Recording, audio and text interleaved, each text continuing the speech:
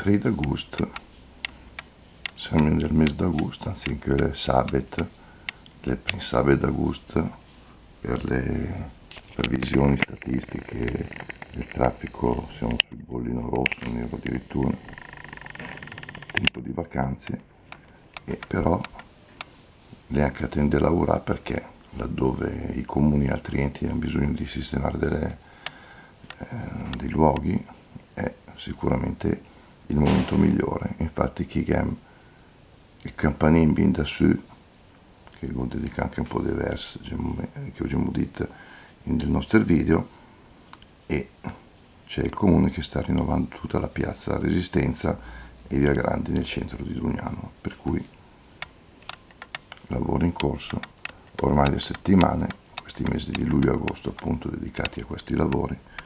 Qui siamo in via Grandi all'imbocco della via Madonna. Ecco che giù i bulugnit, cioè le mattonelle che tappezzano il nuovo tratto di via Grandi. Vedete da un giorno all'altro il cambiamento, il miglioramento, la sistemazione della strada, come sta avvenendo. Qui ci sono quelle pronte per essere collocate, San Pietrini.